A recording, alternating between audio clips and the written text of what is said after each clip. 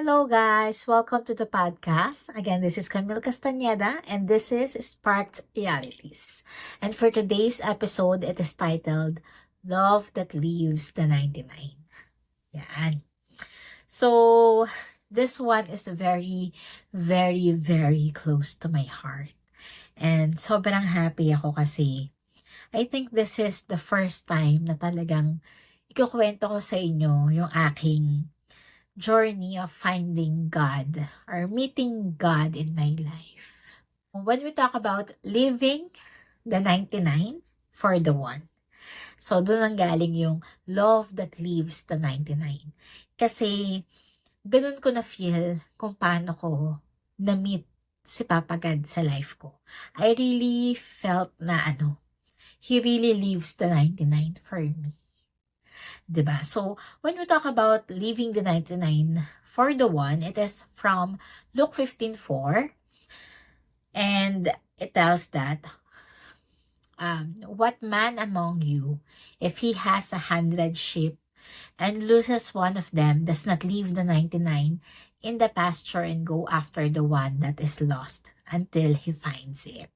So, let's start there. Leaving the 99 for one. Why I felt that way? When I say na I meet God finally in my life, hindi naman sa hindi ko siya kilala sa buhay ko. I grew up in a traditional na naman, Catholic family. And tinuruan naman nila ako mag-pray. Sobrang thankful ako, especially sa nanay ko kasi doon talaga nag-start yung faith ko, I think. Na at the young age, tinuturuan niya ako to pray. I remember talaga na every night, bago kami matulog, nagpe-pray kami together. Bata pa ako nun. And, nag-church naman kami every Sunday, ganyan. So, may idea ako kung sino si Papa God. May idea ako kay Jesus Christ. So, yun, hindi man, alam mo naman, hindi active goer ng church, ganyan, pero may idea ako. And lalo na nung nag-transfer ako ng school, alam nyo yan. And I think isa nga to sa magandang story. Feeling ko, that's why it happened din sa akin. Para mapunta ako dun sa perpetual help, kung saan ako nag-graduate. And doon, ang dami kong na-meet na mga friends na talagang serious sila in walking their life with God. And yun, dun ako naging part ng junior life coaches and dun ako madaming mga naging Christian friends. Nakakatuwa sa kanila is that hindi sila namimilit. Kasi syempre iba yung faith ko, iba yung idea ko kay Papa God. They just want to share kung ano yung nararanasan nila or what is the goodness of God, His words, and ganyan. So, yun, I think doon nag-start na naitanim sa akin si Jesus Christ. Diba? Totoo yun yung sinasabi na, if you have that faith, as little as the mustard seed, totoo yun. And, minsan akala mo walang nangyayari, pero meron behind on the background meron. So, dun ko talaga na feel na nag-start yung journey ko kasi, dun ko siya mas nakilala. Natutuwa ako, I have a friend. I know he's watching din yung aking mga vlogs and podcasts, si Edu. And isa siya sa nag-discipleship sa akin. He's younger than me, pero siya pa yung mas nag-guide sa akin. So, during college days, may mga times na nag-uusap kami about God lang. Siya talaga yung nag-open sa akin. Sino si Jesus Christ, the Holy Trinity, ganyan. Naalala ko noon until early in the morning. Nabot ako ng madaling araw and tinuturuan niya lang ako ng gospel. Pero, even though it happened sa akin, mas nakilala ko si Papa God sa life ko, mas naging, kumbaga, mas napalapit ako sa kanya, mas nagkaroon ako ng idea kasi dati talaga wala. And I could say na mas na-strengthen yung faith ko. Pero, hindi pa rin ako doon nag-start na nag-read ng Bible. Hindi pa rin doon nag-turn around yung life ko. Pero alam kong may nagbago. Kaya nga, natutuwa ako kasi, grabe no, parang actually si Edu, minessage ko siya nito. Nitong nasa journey na ako, minessage ko siya na nag-thank you ako sa kanya kasi I know na isa siya sa mga ginamit na guide ni Papa God para sa akin. Kasi, siya yun, isa siya sa nagtanim nung seed na yun sa heart ko na nito, alam mo yun, nagyumabong na, nagbunga na. So, ang galing lang. Pero yun nga, kahit ganun, I think hindi naman kasi talaga siya overnight nangyayari. Kahit ganun, so, may nagbago man, pero hindi pa rin ganun. Hindi pa rin ako naging active sa church, hindi pa rin ako nagbabasa ng word, hindi pa rin. Merong nagbago, pero hindi ko pa rin totally surrender yung life ko sa kanya. But then, alam ko na mas nako-consider ko na siya sa mga ways ko, may mga ideas na ako, ganyan. Pero, hindi pa rin pala enough. Totoo yun na, minsan we believe in Him, kilala natin siya sa buhay natin, we pray for Him, in Him, pero, hindi pa pala totoo yun, hindi pa pala yun enough. You really need to be intentional in knowing Him. So, doon nag-start yung journey ko.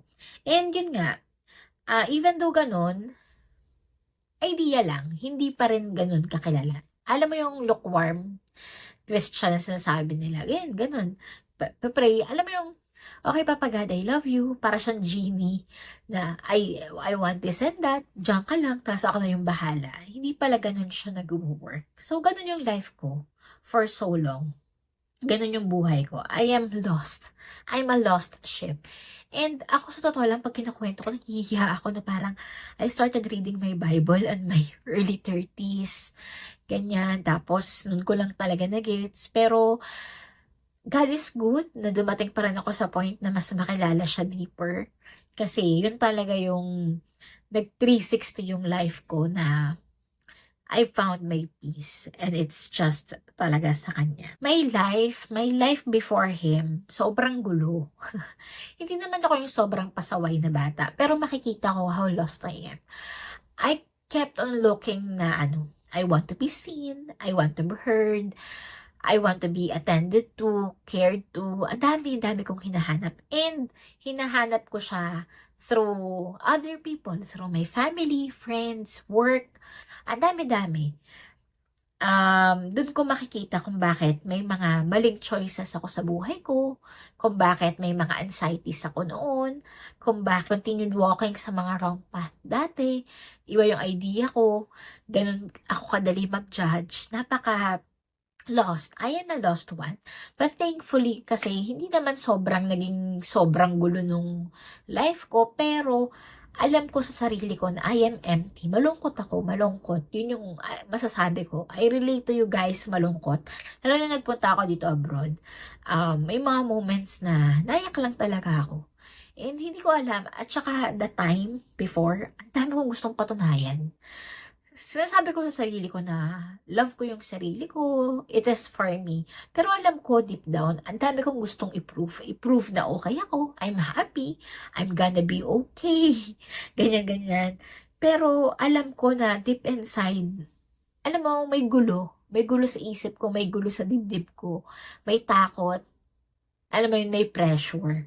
Ganun yung life ko. Kaya, ang dami, nakakapagod. Ganun. Ganun yung life ko. It's a very sad and long and lost journey. I want to tell you na hindi ako proud dito pero I got even mad at God. Siguro yun yung nung college days ako na naglipat-lipat nga ako. The first blow sa buhay ko na parang I am just so mad na siguro kasi first blow wala naman nangyayaring super drama sa life ko and that was the first time. And sobra akong naiinis, nagagalit, asking him why. Bakit ako? Bakit ako feeling ko hindi ko deserve yun? Pero, kaya sobra ako nagpapasalamat sa kanya kasi despite na hindi ako mabuting tao, he chose to leave the 99 for me. I live my life the way that I want to live it. Meron naman akong basic idea of good and bad. I follow that. Pero, hindi si God yung center ng life ko. I do the things the way that I think is good. The things na feeling ko magiging okay ako. I'm living this world by the world standards na hindi pala yun yung tama. So yun, that was me before. And nakakalungkot. And nakikita ko sobrang sad kasi I know kung ano nafe-feel ko during those times. Kung gaano ako nag-struggle, nahirapan. May mga masasaya namang moment, pero alam mo yung panandalian lang. And iba yung parang, alam mo yung you keep on, sabi nga para tayo nasa rat wheel, na okay, may magiging goal ka, ma-achieve mo yun, and at the end of the day, empty ka again, or okay, tapos na yun na pala yun. You're looking for another drive, for another goal. Alam mo yun, walang katapusan kasi we are running for wrong things pala. And this world will never suffice. Si God lang talaga. And ako, ganun din ako before. Ang dami kong gustong gawin, ginagawa. Pero, yun nga, at the end of the day, nakikita ko yung sarili ko craving for more, looking for more kasi hindi pa rin sapat, hindi pa rin enough, may kulang pa rin, may takot pa rin. And syempre, during the time hindi ko alam kung bakit, 'di ba? So yun pala yun yung kulang. Yun pala yung makakapagkompleto, makakapagpakontento sa akin. Ayun. Pero yun nga, it's not an easy journey. Lalo na pagka makulit na bata kang kagaya ko. 'Di ba? Na parang even though nakilala ko na siya, may mga nag-introduce na siya sa akin, pero wala eh. Mas, alam mo yun yung mas madami kasing kagaya ko lang din. And intentional. Even though you are surrounded by these people, it is still your choice to follow him, to obey him, and to surrender your life. Grabe. I couldn't imagine my life. Kasi kung hindi rin nila ako, nung mga friends ko during the time na introduce kay Papa God, hindi ko rin alam kung paano ko nilabanan or hinarap yung mga pinagdaanan ko in life before. And I think because of them is mas naging madali din sa akin to receive Him and to meet Him in my life. Totoo yun na, di ba, parang surround your life with praying friends. Nasa Bible yan, di ba? Yung pinagaling siya ni Jesus Christ. Tapos sabi, you are saved through the faith of your friends. Kasi grabe yung faith nila. I think yun yung itinaas pa nila, yung friend nila sa bubong. Kasi sobrang daming tao nun na nakapila kay Papa Jesus. Tapos, yun, na talagang they know his friends is praying and having that faith na they know na si Jesus Christ lang yung makakapagpagaling. And Jesus Christ did. So, yeah, grabe yung ganun. Like ako, yung mga friends ko nun, 'di ba? Na parang kahit hindi ako in same faith sa kanila, hindi nila ako nakitang iba, inakay pa rin nila ako. And they're still my friends until now. Ayan. So, yun yung journey ko before. And the turning point. So, what led you to seek God more deeply?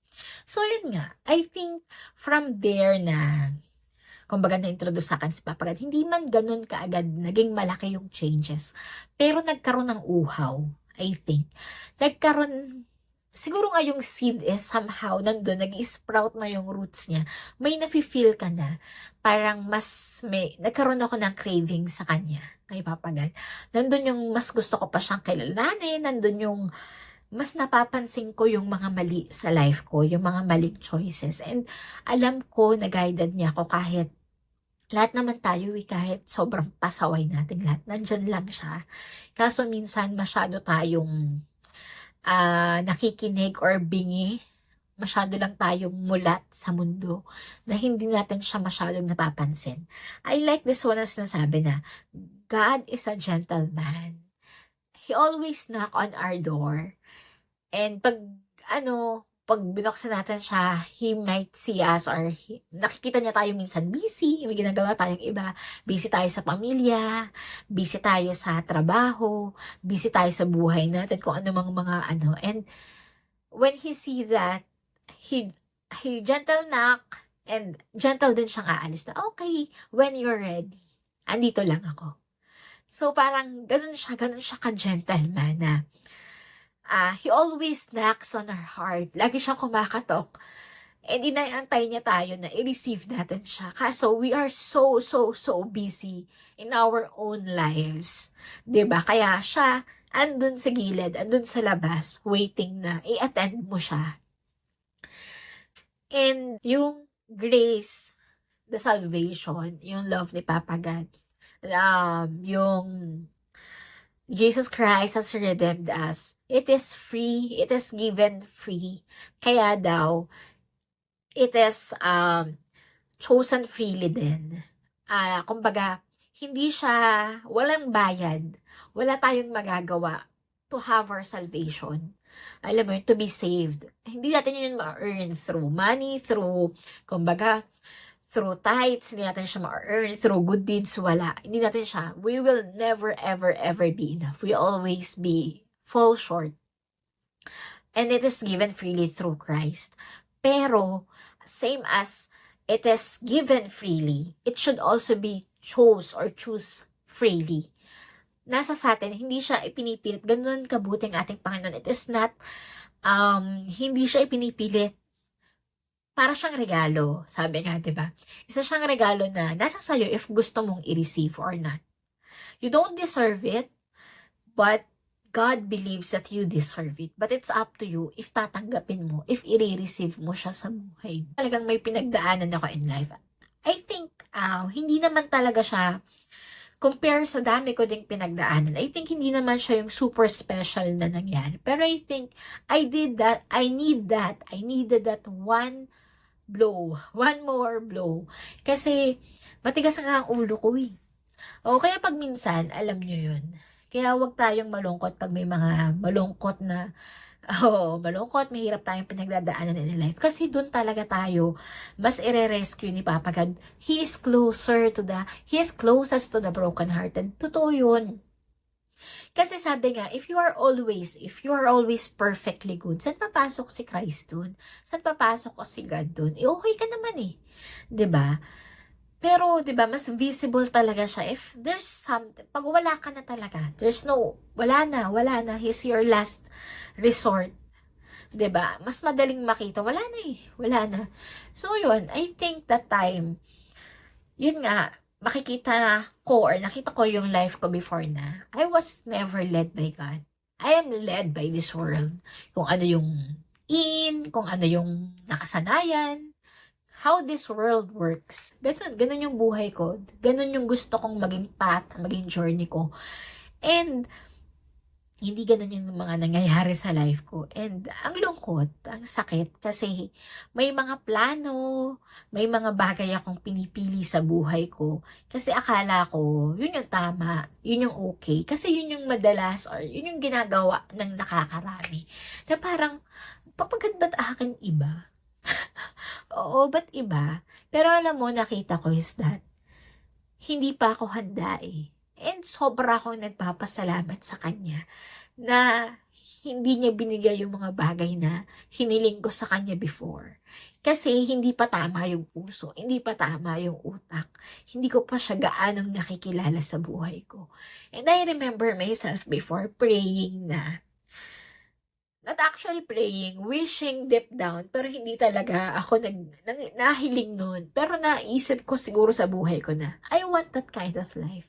Sobra akong drawn dun sa mga life na center si Papa God, ganito yung relationship nila, yung family nila is led by Him, na sobra akong amused. Tapos, alam ko sa sarili ko, it won't gonna happen sa akin. Kasi that time, I don't have a relationship like that. Yung partner ko, hindi rin naman led by God. And sa family ko, hindi ko rin naman siya nakita. And even to my close relatives, we have God in our lives, pero not in that concept. Medyo malayo. So, kahit kita ko na ang ganda-ganda, very admirable, parang kita ko yung harmony, peace, pero wala eh. Ito na yung nakasanayan, the generational trauma. What makes me unique to have this one? So, ano lang ako, being amused. Pero I have accepted my fate. Pero mabuti ang ating Panginoon kasi He don't let me have that. 'Di ba? When I'm still choosing to be led by this world, i-follow lang kung ano yung buhay na I am used to. No, hindi niya ako hinayaan. Kaya, pag iniisip ko talaga, 'di ba, medyo emotional siya. Sobrang grateful ako kasi yun yung na-feel ko. Kasi pag kinuwento ko nga sa inyo how my life was before, And even before I really meet him, 'di ba? Pasaway akong bata. So, pag iniisip ko, what makes me so special? Wala. It is just His goodness.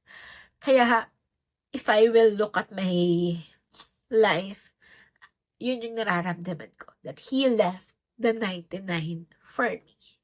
Na, God is there, sa totoo lang. Andyan lang siya, isang lingon lang. Yun nga, He's a gentleman. You just need to open the door and make time for Him. Make yourself available for Him. 'Di ba? Kaso, most of the time, yun nga, masyado tayong busy sa ating sariling buhay. Pero ang dapat ay siya ang ating buhay, 'di ba?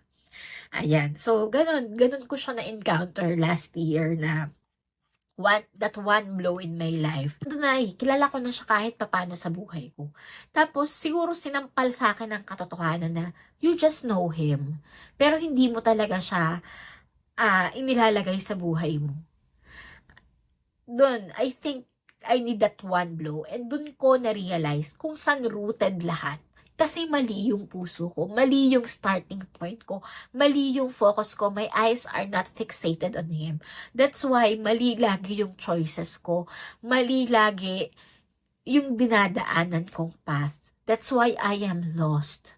That's why I am hurt. That led me to finally realize na wala si Kristo sa buhay ko. And through that, nakita ko siya. Through that, nag-make time ako sa Kanya. Through that, I was able to surrender my life to Him. To finally see Him. To finally meet Him. To finally surrender my life to Him. To finally leave the pen and let Him write my story. It took me a while, but sobrang thank you kasi I finally did. Yun yung naging journey ko. God is good, hindi ka niya hahayaan. Minsan lang, matigas nga yung ulo natin, 'di ba? And siguro sa akin, yung tamang ginawa ko na. Kasi nga yun, kumbaga, ang dami ko namang blow in life, pero hindi ko naman siya talaga kinukonsider, pinipili. Ako kasi, I used to, dinidistract ko lang yung sarili ko sa mga kung ano-anong bagay. Pero, I think that time, sobra akong thankful din sa Kanya. Kasi sobrang down ko nun. Kasi I was here abroad na. Layo ko sa pamilya ko. Layo ko dun sa mga core friends ko. So, ang hirap din sa akin to overcome that pain. Pero, sobrang naging bait talaga ni Papa God sa akin. Kasi, hindi niya ako talaga pinabayaan. Ramdam na ramdam ko yung presence niya sa buhay ko. Actually, I want to share with you yung mga aking na-experience nung mga panahong yun. I was so down and sobra akong sakit na sakit nun. Pero alam ko na nandyan si Papa God nun kasi grabe. As in, grabe yung presence niya. Not just through my family and my friends, pero alam mo yung bawat scroll ko noon that time, talagang nire-remind niya sa akin na I'm not alone during that time. That time, alam ko na, I really felt na hiningi sa akin ni Papa God yun na, anak, huwag ka nang lumaban, huwag ka nang ako lang yung bahala. And I finally surrendered my life. Finally, binitawan ko. Sige. And that time ko lang din hinarap lahat ng demon sa life ko. All my childhood traumas, lahat ng sakit. Sabi ko nga, alam nyo yun, yung all emotions are valid, totoo yun. All my life, I'm distracting myself, not welcoming all the negative emotions that I have, na kailangan lang palang upuan. Harapin mo, bakit ka nasasaktan? Nasasaktan ka, and it's okay.